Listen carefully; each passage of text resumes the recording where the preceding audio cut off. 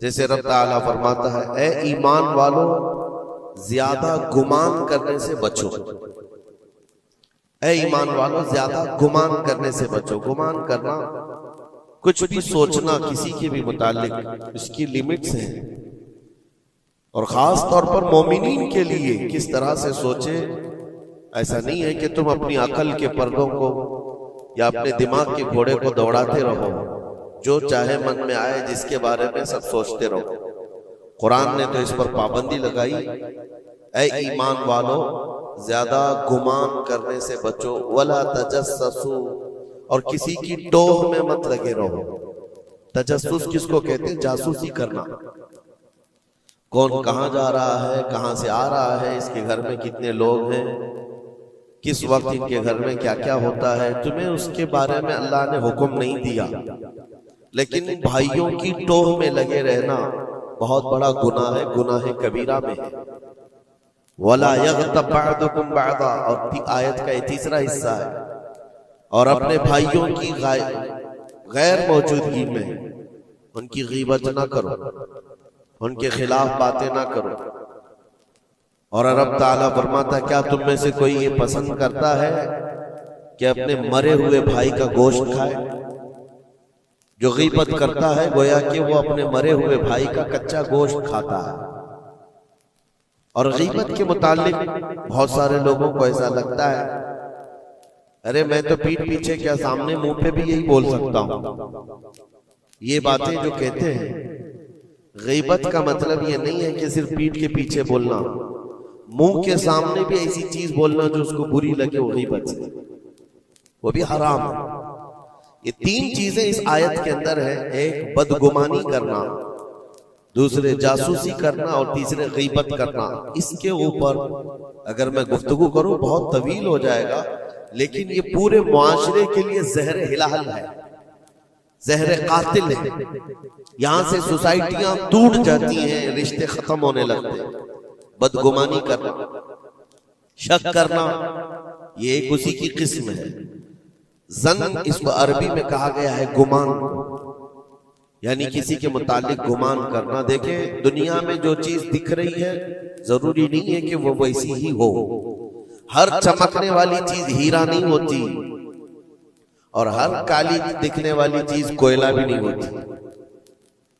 दोनों में बड़ा फर्क है। हकीकत कुछ और हो सकती है, लेकिन बगैर किसी तहकीक के या बगैर तुम्हें यकीन के गुमान कर लेना, ये तुम्हें बहुत बड़े गुनाह में ले जाएगा, बहुत बड़े गुनाह में।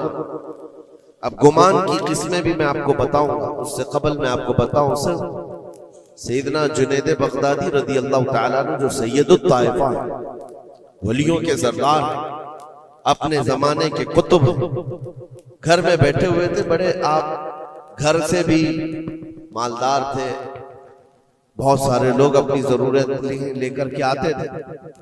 दोपहर का वक्त था, एक मांगने वाला आपके दरवाजे पर आया।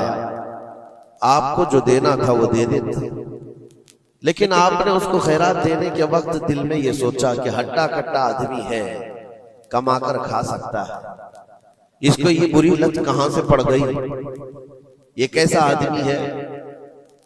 बहरहाल उसको जो खैरात देनी थी दे दिया, वो बंदा चला गया, खैरात लेकर चला गया।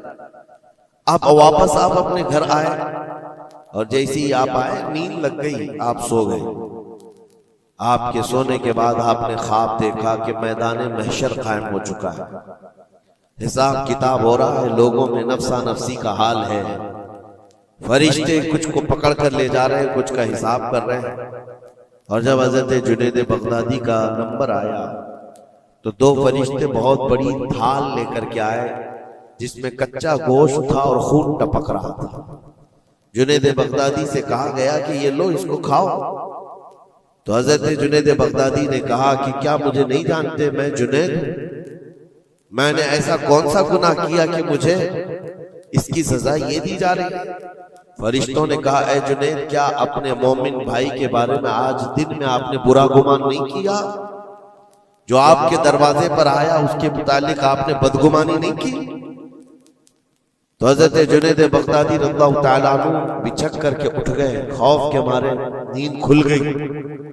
और उसके बाद बेकरारी इतनी आई कि हाँ मैंने तो गुमान उसके मुतालिक गलत किया था। थोड़ा सा ऐसा भी नहीं है कि वो चोर है, डकैत है, डाकू है, ये भी नहीं, सिर्फ इतना सोचा था कि हट्टा कट्टा आदमी है, मांगता क्यों है। हज़रत जुनैद बगदादी अपने घर से निकले उस फकीर को ढूंढने के लिए कि जो मेरे घर आया था, और उसके बाद ढूंढते हुए उसके पास पहुंच गए। जा करके उससे माफी तलब की, कहा कि आज तू जो घर पर आया था मैंने तेरे मुतालिक ये गुमान किया था कि तू हट्टा कट्टा आदमी है और मांग कर खा रहा है। तो उसके बाद उस शख्स ने जो जवाब दिया वो हैरत में था।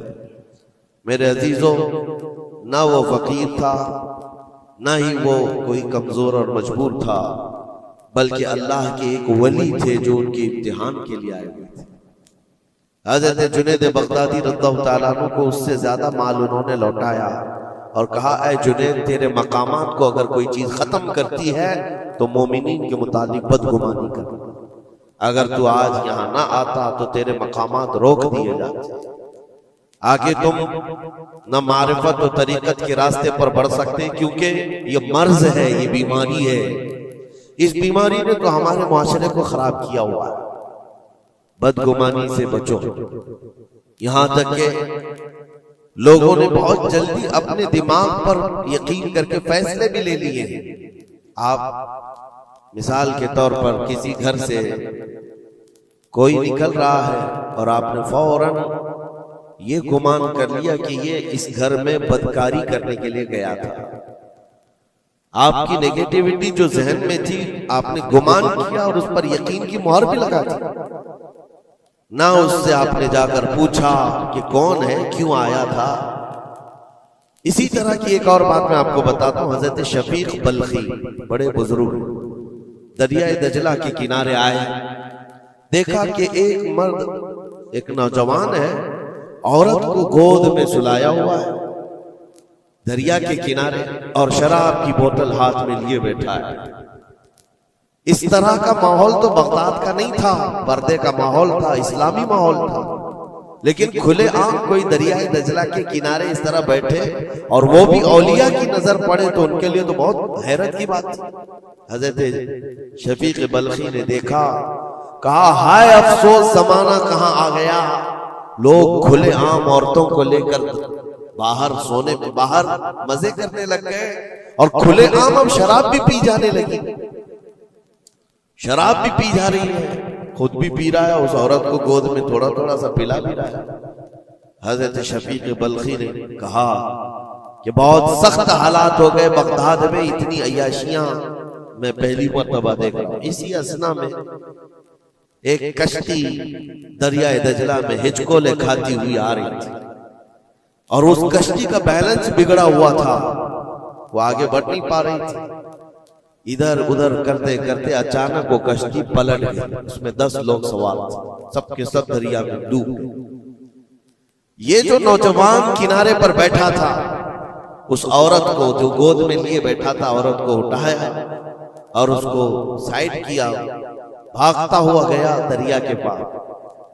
यूं हाथ डालता था, एक आदमी को निकालता था और बाहर करता, ना उसके पांव पानी में डूबते थे। यूं समझ ले कि जैसे दरिया में कोई खड़ा है और अपने हाथ डाल डाल करके निकाल रहा है। 9 आदमियों को उसने अपने हाथों से दरिया से निकाला और बाहर किया और उसके बाद एक आदमी बच गया था। इस नौजवान ने हजरत शफीक बल्खी की तरफ देखा जो वहीं खड़े थे, कहा, क्या है शफीक बल्खी, मेरे बारे में बहुत कुछ तुमने सोचा दिल में, 9 तो मैंने निकाल दिया, एक आप निकाल दिया। ये जो जान बचाया है मैंने, और रब तबारक व तआला ने फरमाया जिसने किसी एक की जान बचाई उसने पूरी कायनात की जान बचाई, पूरी दुनिया की जान बचाई। मैंने तो 9 को बचाया, आप एक बचाओ। आपने फरमाया इस सिलसिले में बाद में बात करेंगे, पहले उस आदमी को बचा लो, उस आदमी को बचा लो, मैं तुमसे इल्तिजा करता हूं। उसने 10वें को भी बचाया। उसके बाद हजरत शफीक बल्खी के दिल में एहसास हुआ कि मैंने गलत जगह गुमान किया। ये कोई आम आदमी नहीं है, आम इंसान नहीं है। इसके मुतालिक मैंने क्या क्या दिल में सोच लिया, क्या क्या गुमान कर लिया। तो आपकी आंखों में आंसू आ गए और कहा कि मुझसे बड़ी खता हो गई, मुझे माफ करें। लेकिन आपको अल्लाह ने ये ताकत दी है कि आप दरिया पर खड़े होकर इंसानों को बचा तो रहे हैं, लेकिन ये क्या है जो किनारे पर बैठ करके खुलेआम हो रहा है? किनारे दरिया के बैठकर ये खुलेआम क्या हो रहा है? उस नौजवान ने कहा, शफीक बल्खी, ये भी मैं बताता हूं, वो गोद में पड़ी हुई औरत कोई आम औरत नहीं, मेरी माजूर माँ है, बीमार है, और उसको दरिया के किनारे लाने का हकीमों ने हुक्म दिया। और मेरे हाथ में जो बोतल है ये दवा की बोतल है, उसको हर आधे घंटे पर पिलाया जाता है। मैं भी पीता हूं और मेरी माँ को पिलाता हूं। सिर्फ इलाज की गर्ज से मैं यहां पर बैठा हुआ हूं। और आपने अपने दिमाग में क्या क्या सोच लिया कि बगदाद तबाह हो गया, अय्याश हो गया, नौजवान औरतों को लेकर आके बैठने लग गए, शराब पीने लग गए। मेरे अजीजों, ये बहुत बड़े वली कामिल की बात कर रहा हूं, हज़रत शफीक बल्खी। लेकिन उनको खता का एहसास होता तो वो रोते, गिड़गिड़ाते और तौबा भी करते। हमारे तो हालात ऐसे हैं कि हमने तो बिल्डिंगें बना ली अपने गुमान पर, इमारतें बना ली, फलां के मुतालिक ऐसे ऐसे मामलात हैं, और उसी पर हम इमारतें बनाना शुरू कर देते हैं, जबकि हमारे पास यकीन के लिए एक दलील भी नहीं होती। मेरे अजीजों, बदगुमानी से बचने के लिए कुरान कहता है, या अय्युहल्लज़ीना आमनू इज्तनिबू कसीरम मिनज़्ज़न, ऐ ईमान वालों, ज्यादा गुमान करने से बचो, हराम है और कबीरा गुनाह है। यहां तक के फरमाया गया कि बदगुमानी करोगे मोमिनीन के मुतालिक, कल क़यामत के दिन फैसला होगा, और अगर तुम्हारा गुमान गलत निकला तो सारी नेकियां तुम्हारी उठाकर उस बंदे को दी जाएगी जिसके मुतालिक बदगुमानी किया था। और तुम नेकियों से अगर खाली थे तो ये मत समझना कि अब कुछ नहीं लिया जाएगा, बल्कि जिसके मुतालिक बदगुमानी किए थे उसके गुनाह उठाकर तुम्हारे ऊपर डाल दिया जाएगा। उसके हुकूक की पामाली है, ये हुकूकुल इबाद। इसलिए ये गुनाह ऐसा है, बल्कि एक मर्ज है जो लोगों के एतमाद को खत्म करता है, रिश्ते बिगड़ जाते हैं। मुझे याद है एक बात बहुत पहले की, हमारे जमाने तालिब इल्म, मैंने तकरीबन 8-10 साल देखा, दो गहरे दोस्त थे, बहुत गहरे दोस्त, एक साथ खाते थे, एक साथ जाते थे, मशहूर थी दोस्ती। और इत्तेफाक ऐसा हुआ कि एक महफिल में बैठे हुए थे, एक दोस्त जो है वो मुझसे बात कर रहा था, और उसका जो दूसरा दोस्त है वो दूर बैठा हुआ है।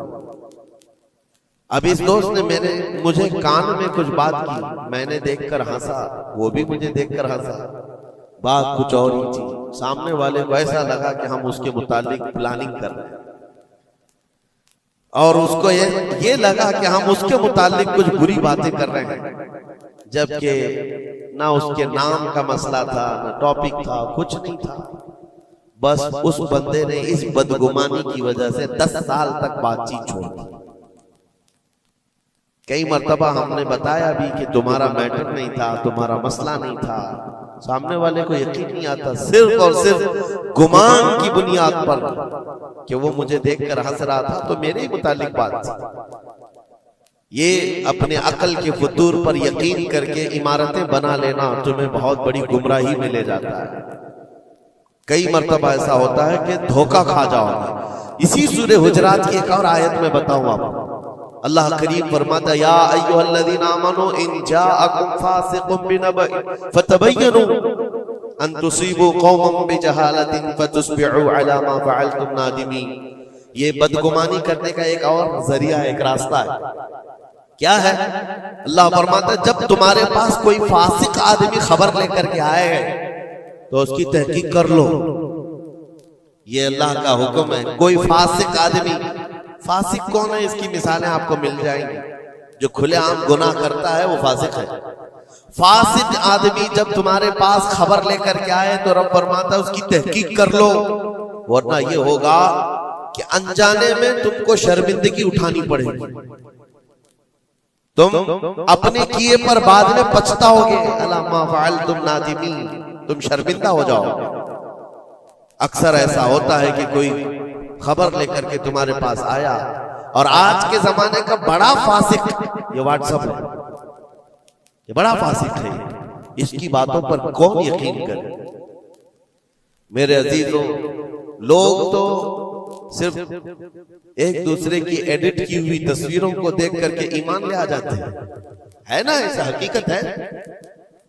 व्हाट्सएप यूनिवर्सिटी के फारिगीन तो अभी जमाने में बहुत है, इनकी नॉलेज सिर्फ और सिर्फ उसी से है, इंटरनेट से, व्हाट्सएप से। जबकि इनकी तहकीकात पर अगर लग जाए तो असल वजूद में कुछ है ही नहीं। इसीलिए मेरे अजीजों, बदगुमानी करने से बचो, बदगुमानी करने से बचो। जिसकी असल ही ना हो उस चीज के फैलाने का हम सबब बन जाते हैं कई मर्तबा। अल्लाह करीम हमें इस बलाए अजीम से महफूज रखे। मुझे एक बात याद आती है, मैंने पढ़ा था ट्रेन में एक आदमी सफर कर रहा है और उसके साथ 3 बच्चे हैं।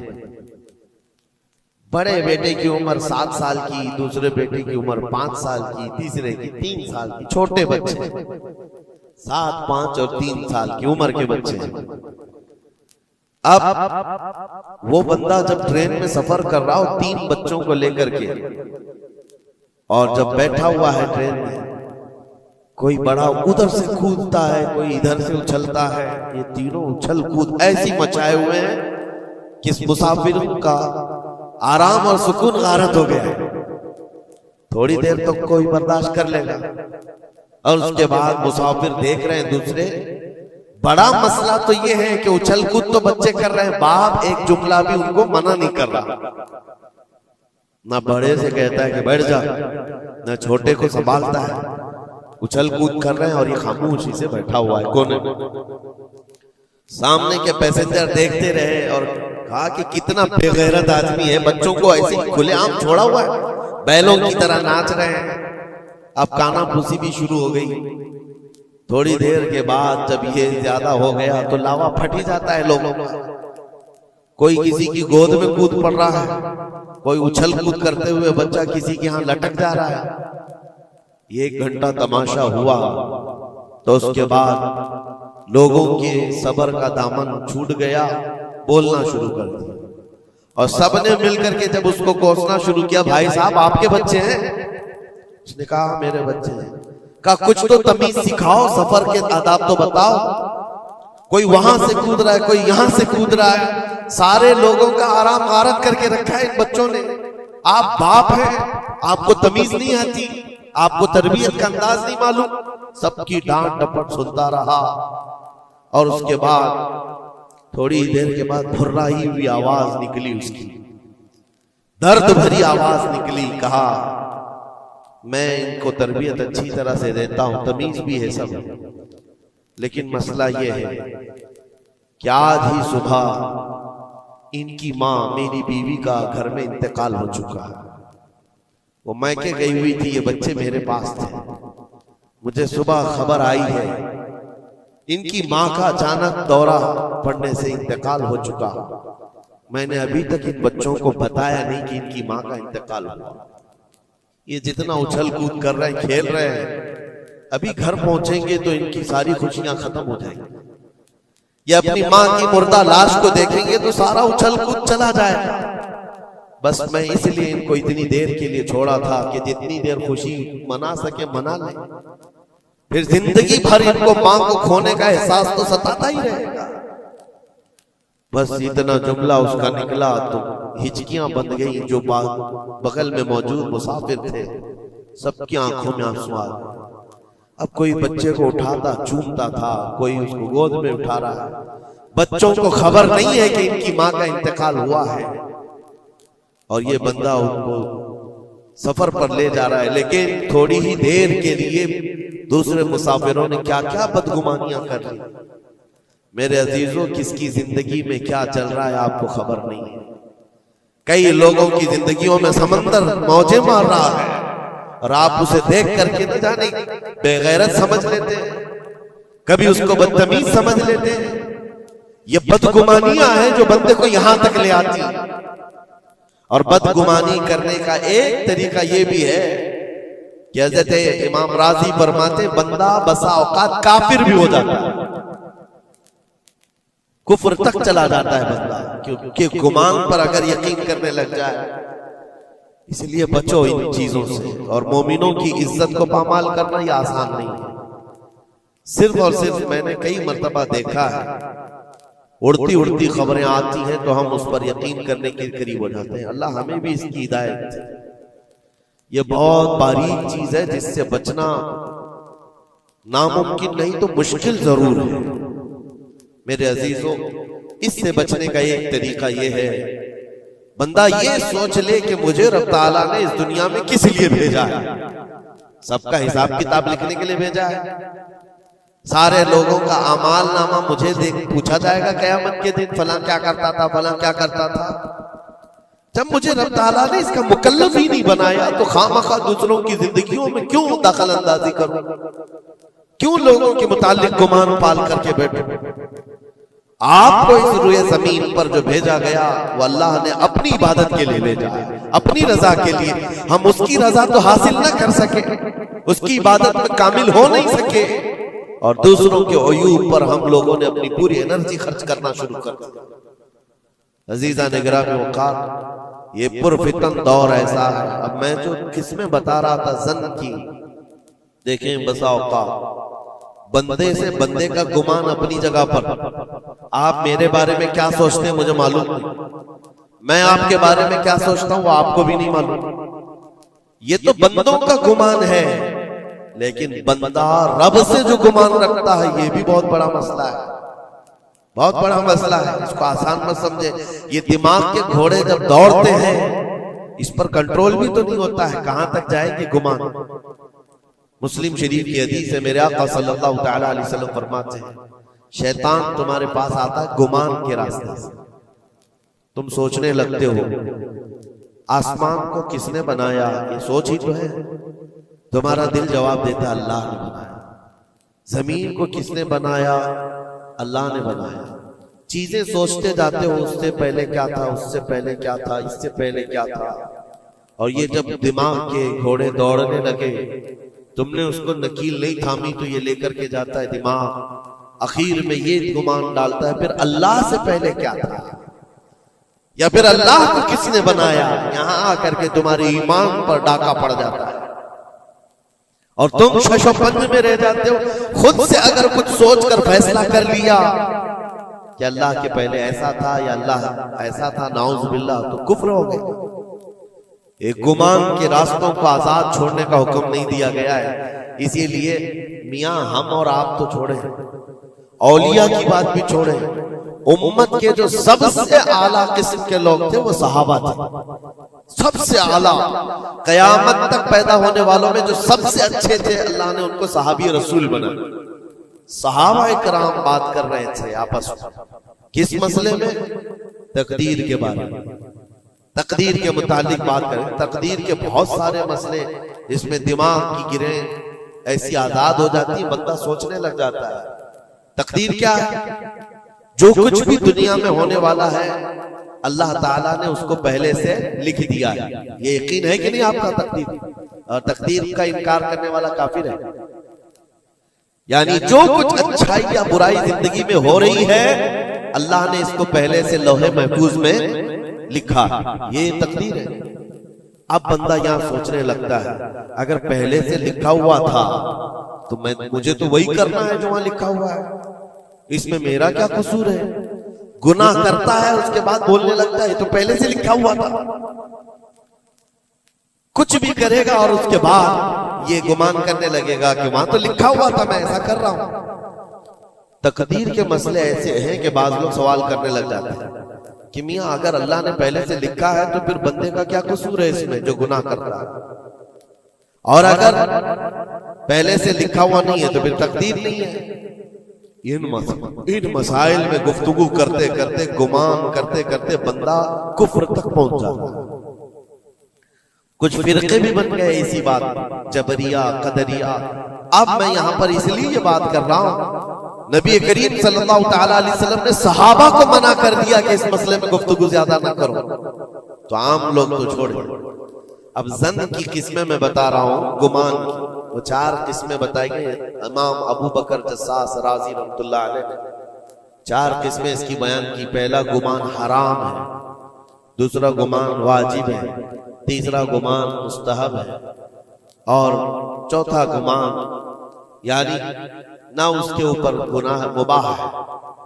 उसकी किस्में हैं जिसमें से पहला गुमान जो हराम है, और एक गुमान को तो उन्होंने कुफ्र भी कहा है। पहला गुमान हराम, ये सोचता रह जाए सिर्फ अल्लाह के मुतालिक है ये सारे गुमान कि मैं गुनहगार हूं और अल्लाह मुझे सजा देकर ही रहेगा, अल्लाह मुझे अजाब ही देगा, ये सोचता रहे सिर्फ और सिर्फ। तो इमाम अबू बकर जस्सास राजी फरमाते ये गुमान हराम है। रब कहार जरूर है, रब जब्बार जरूर है, लेकिन गफ्फार भी है और सत्तार भी। तुमने अगर सिर्फ यही गुमान किया कि मुझे सजा देगा, मुझे सजा देगा, तो ये गुमान हराम है। इस पर मुझे आला हज़रत फाजिल बरेलवी रहमतुल्लाह तआला अलैह की बात याद आती है। उनका गुमान कैसा था? सोचते थे बारगाह मुस्तफा करीम, कहते हैं डर था कि इसियां की सजा अब होगी या रोजे से सजा। डर था कि गुनाहों की सजा अब होगी या रोजे जजा। दी उनकी रहमत ने सदा, ये भी नहीं वो भी नहीं, यहां भी नहीं होगी वहां भी नहीं होगी, रहमत ने सजा आवाज दी। हाँ, गुनाहों के मुतालिक हमें तो गुमान है कि सजा होगी। मेरे अमाल का बदला तो जहन्नम ही था, मैं तो जाता मेरे सरकार ने जाने न दिया। ये गुमान है। बारगाह मुस्तफा में गुमान आला रखो, और रब ताला के मुतालिक जब गुमान करना हो तो हदीस कुदसी है, मुस्नद अहमद की हदीस है। अल्लाह ताला फरमाता अना इंद ज़न्नी अब्दी बी, मैं अपने बंदे के गुमान के मुताबिक सुलूक करता हूं। बंदा मेरे मुतालिक जैसा गुमान करता है मैं उसके साथ वैसा सुलूक करता हूं। अब तुम्हारा है, ये तुम्हारी मर्जी है। और हदीस का आगे का टुकड़ा भी है, फल यदुन मा शा अबी, बंदा जो चाहे मेरे बारे में गुमान कर ले। तुम सख्त किस्म का खुदा गुमान करके बैठे हो, सख्तियों का सुलूक हो जाए। इसीलिए मैंने इससे कबल भी एक बार कहा था, जब किसी के घर में इंतकाल होता है फरिश्ते आ जाते हैं, मरे हुए इंसान को उठाने से पहले तक वो घर वालों को सब देखते रहते कौन क्या क्या बोल रहा है, और उसकी सारी रिपोर्ट ले जाकर बारगाह रब्बुल इज्जत में अर्ज करते हैं। अल्लाह ताला पूछता है फरिश्तों से, आज इस घर में एक जान को हमने लिया, वो लोग मेरे मुतालिक क्या गुमान कर रहे थे, क्या सोच रहे थे और क्या कह रहे थे? फरिश्ते कहते हैं, ऐ मौला फलां कह रहा था कि मेरे घर पर बड़ा जुल्म हो गया, मेरा अजीज बच्चा ले लिया, मेरे घर पर ऐसी चीज आफत आ गई, सब बातें। तो रब तबारक व तआला फरमाता है फरिश्तों गवाह हो जाओ, उन्होंने जैसा मेरे मुतालिक गुमान किया अब मैं उनके साथ वैसा सुलूक करूंगा, दुनिया में भी और आखिरत में भी। और फिर किसी घर से फरिश्ते जाते हैं जो नेक लोगों का होगा, रब ताला पूछता है यहाँ क्या कहा जा रहा था मेरे मुतालिक, क्या सोचा जा रहा था? फरिश्ते कहते हैं मौला उनके घर पर बड़ी गम की बात थी, बड़ी मुसीबत थी, उनके बाप का इंतकाल था, लेकिन हर कोई कह रहा था इन्ना लिल्लाहि व इन्ना इलैहि राजिऊन, हम अल्लाह के लिए हैं और अल्लाह ही की तरफ लौटने वाले हैं। रब ताला फरमाता है फरिश्तों तुम गवाह हो जाओ, इससे बेहतर उनको निअमुल बदल दुनिया में दूंगा और उससे बेहतर आखिरत में अता करूंगा। तो अल्लाह करीम के बारे में गुमान क्या रखना है, ये भी गौर और फिक्र के साथ। ये जन्न हराम से बचो, जन्न कुफ्र से बचो, और जन्न वाजिब है एक जो फिक़ह के मसले हैं, ये अहादीस जिसको जन्नी अहकाम कहा जाता है, वो सब यहाँ पर डिस्कस करें तो आपके ऊपर से बाउंस चला जाए। और मोमिनीन के मुतालिक मुस्तहब है, अच्छा गुमान करना हर एक के मुतालिक मुस्तहब है। और मुबाह जिसको कहा गया है वो ऐसा है कि आपके बिला इख्तियार कुछ गुमान आया है, आपने सोचा नहीं, तो ये मुबाह है। और खैर का गुमान करना, ज़न्नुल मुमिनून खैरन, हुजूर पाक ज़न्नुल मुमिनीन खैरन, मेरे आका सल्लल्लाहु अलैहि वसल्लम ने फरमाया मोमिनों के बारे में हमेशा अच्छा गुमान रखो, अच्छा गुमान रखो। कोई मर गया और जनाजा जा रहा है, एक हदीस ये भी मैं बता दूं आप, तुम्हारे गुमान करने से और तुम्हारे बोलने से कितना फर्क पड़ता है। एक जनाजा जा रहा था, हुजूर पाक सल्लल्लाहु अलैहि वसल्लम थे, वहां पर बहुत सारे लोग खड़े थे, उसकी तारीफ करने लग गए, क्या अच्छा आदमी था, कितने अच्छे अमाल थे इसके, सबके साथ भलाई करता था। हुजूर पाक ने फरमाया बच बच, वाजिब हो गई उसमें। फिर एक जनाजा निकला और लोग उसके मुतालिक कहने लगे बड़ा बदकार आदमी था, ये जमीन का बोझ है, चला गया, लोगों के साथ बुराइयां करता था। हुजूर ने फरमाया बच बच, वाजिब हो गई। साहबा ने पूछा दोनों पर वाजिब हो गई? हुजूर ने फरमाया पहले पर जन्नत वाजिब हुई, दूसरे पर दोज़ख वाजिब हुई। तुमने जिस तरह से उसके मुतालिक अपना वो बनाया, दिमाग बनाया, मोमिनीन जो कसीर मोमिनीन और यानी सलाह और तकवा वाले मोमिनीन जिसके मुतालिक अच्छा गुमान करे, अल्लाह भी उसके साथ अच्छा सलूक फरमाता है। इसीलिए मेरे अजीजों, क्या जाता क्या है अच्छा गुमान करने में? खर्चा कौन सा है आपका? पैसे कौन से लगते हैं आपके? जो कब्रस्तानों में सोए हुए उनके बारे में अच्छा गुमान करो कि जो कुछ भी थे अनजाने में उनसे खताएं हुई होंगी, लेकिन वो रब ताला की रहमत से मायूस नहीं थे, मौला उन्हें माफ करेगा। ये इतना गुमान करने में तुम्हारा क्या जा रहा है? आज के इस पुरफितन दौर में ऐसे बदमाश किस्म के और ऐसे फित्तीन लोग भी आए हुए हैं जो तुम्हें औलिया से भी बदगुमान कर रहे हैं, सहाबा से भी बदगुमान कर रहे हैं।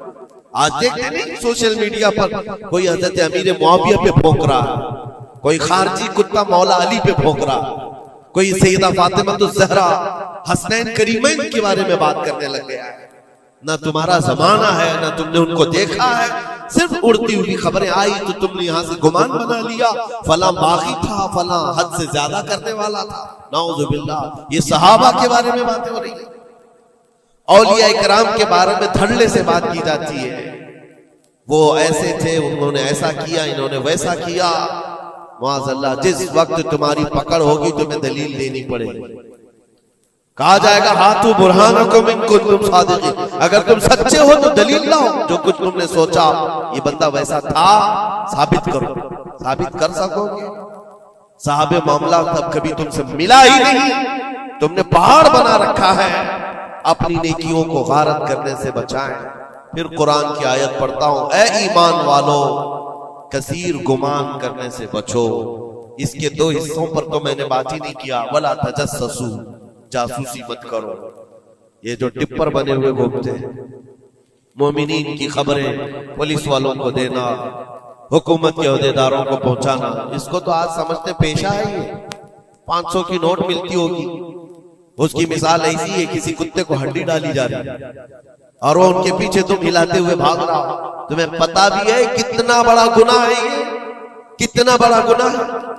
अरे तुम है, लानत है ऐसी जिंदगियों पर। तुमको जिंदगी इसलिए मिली कि तुम मोमिनीन की और मुसलमानों की खबरगिरी करो और यहाँ की जासूसी ले जाकर कुफ्फार को दो। कल कयामत के दिन क्या जवाब दोगे रब ताला के बारे में? रब तबारक व तआला के उन बंदों के मुतालिक जो उसे अल्लाह पुकारते हैं, तुम इनकी खबरें ले जाकर उन कुफ्फार और मुशरिकीन को देना चाहते हो जो हमारी जान के प्यासे हैं। मुसलमानों में से अगर कोई है तो बाज आ जाए, तौबा कर। इतना खतरनाक गुनाह है कि मरने के बाद कब्र में उसका चेहरा किबले से बदल दिया जाए। कब किबला से बदल दिया जाएगा उसका चेहरा, उसको किबले की तरफ रखने नहीं दिया जाएगा। अजीजा ने ग्रामी औकात, अल्लाह करीम ऐसी बुरी नौबतों से हमें महफूज फरमाए, ऐसी बुरी ड्यूटी से अल्लाह महफूज फरमाए। करीम खुदा रहमान राहिमीन की बारगाह में दुआ है कि हमें हमारी अक्ल पर कंट्रोल की तौफीक दे और हमें मोमिनीन के मुतालिक हुस्न ज़न की तौफीक अता फरमाए। बदगुमानी से किए हुए गुनाहों से मौला हमको माफ फरमाए। रब तबारक व तआला हमारी गुमान से मोमिनीन का किसी का दिल दुखा हो, हम तेरे बारगाह में सच्ची तौबा करते हैं, मौला हमें माफ फरमा दे। वसल्लल्लाहु तआला अला खैरि खल्क़ि मुहम्मद व आलिहि व अस्हाबिहि अजमईन बिरहमत।